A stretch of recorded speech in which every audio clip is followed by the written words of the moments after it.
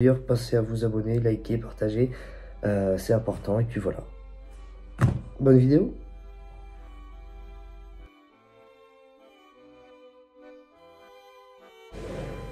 Bonsoir messieurs et surtout bonsoir mesdames. Aujourd'hui, en ce mercredi 8 mars 2023, nous allons parler des droits des femmes pour cette journée internationale du droit de la femme. Alors, on se retrouve juste après le générique et nous allons voir le sommaire. Allez, à tout de suite. 0 minutes, 20 secondes.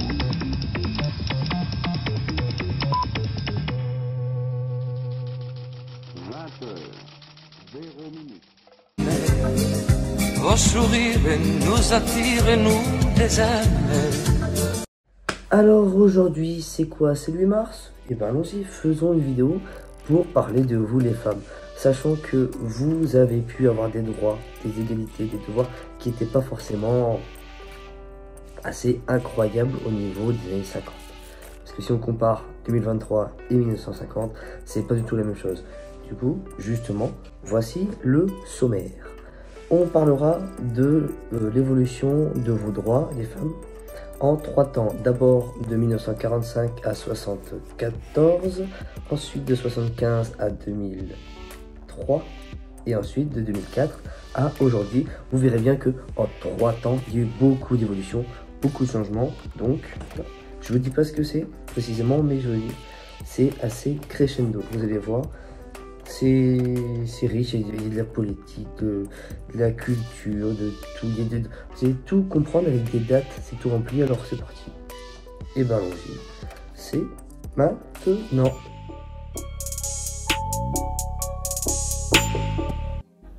Qui dit droit des femmes dit forcément liberté, contrainte et changement. Depuis le siècle dernier, les femmes ont pu avoir une forte force d'émancipation. Il y a toujours des exceptions, mais en manière générale, elles ont su montrer qu'elles n'étaient pas toutes bêtes comme il était répété sans cesse et sans cesse et sans cesse. Il y aura encore des spécimens, mais globalement, la gente féminine a progressé dans ses droits et ses libertés. Et ce n'a pas été forcément facile. Il a fallu attendre 1945 pour qu'elles puissent voter. Le droit de vote étant fait en 1944, elles ont fait leur première action en 1945. Le fait qu'elles avaient été de puissantes aides vis-à-vis des soldats français pendant la Seconde Guerre mondiale a pu prouver qu'elles pouvaient compter et être compétentes tout en ayant une voix qui compte dans la vie du pays. Par contre, ce n'est qu'un début, qu'une chose, car d'autres vont évoluer par la suite. 1967, la loi Norwich autorise la contraception et les décrets sont publiés qu'en 1971. 1972, un an après, la loi sur la filiation œuvre à la mère, sous contrainte de conditions, la possibilité de contester la présomption de paternité de son mari. La même année, il est mis en place une loi qui propose le principe d'égalité de rémunération entre les hommes et les femmes.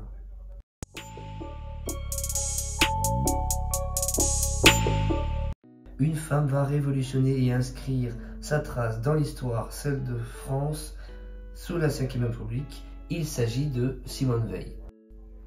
Cette ministre de la Santé, à l'époque, a pu mettre en place l'IVG, l'interruption volontaire de grossesse, à partir de 1974.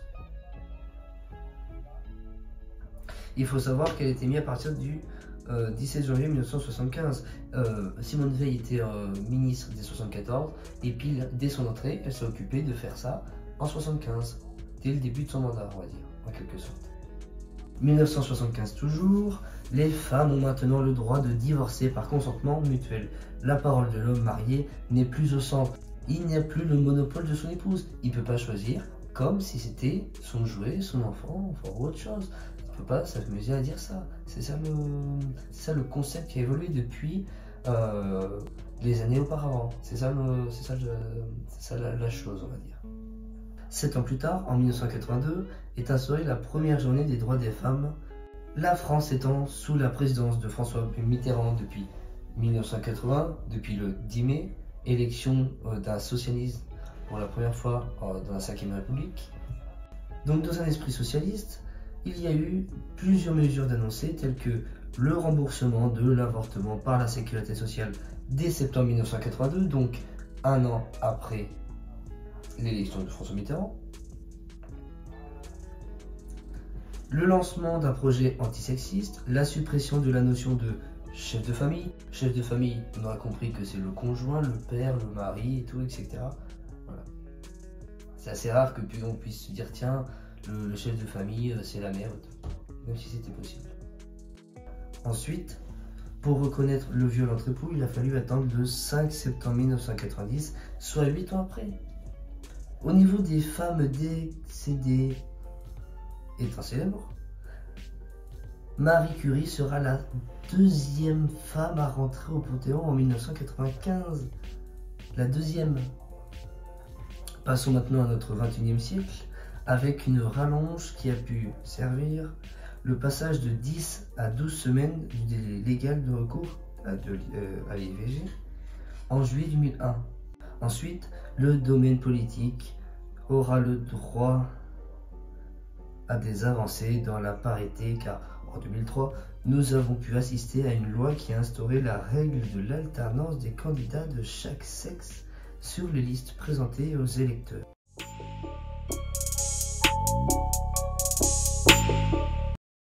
Dès 2004, il est mis en situation un plan de lutte contre les violences faites aux femmes avec comme mesure le renforcement du soutien financier au secteur associatif, la possibilité d'éloignement de leur conjoint violent. 2 ans après donc, le rapport du Haut Conseil de la population et de la famille a préconisé une contraception gratuite et anonyme pour les mineurs.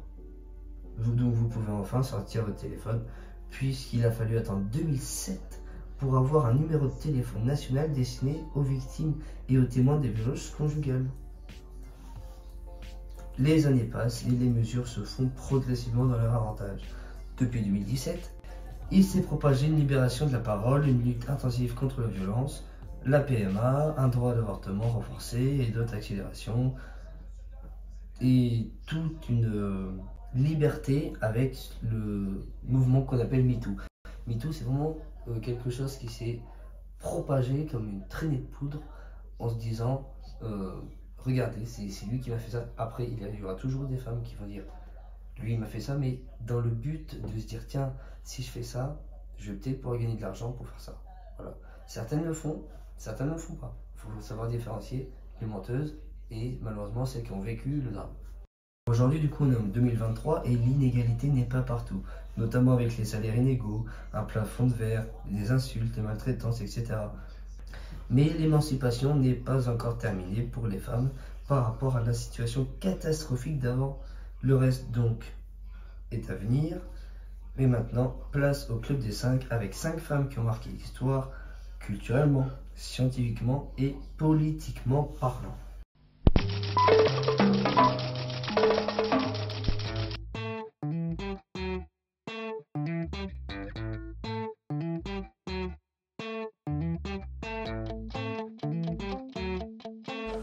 Ah ouais, d'accord. Ah, quand même. Ah. Et ben voilà. Vous voyez, on s'est fait vraiment une grande partie de l'histoire de la culture française.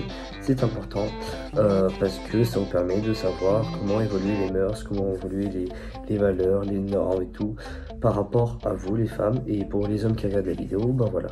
On voit ce qu'il faut faire par rapport aux femmes, ce qui est évident à faire. Après, on ne se dit pas que toutes les femmes sont comme ça.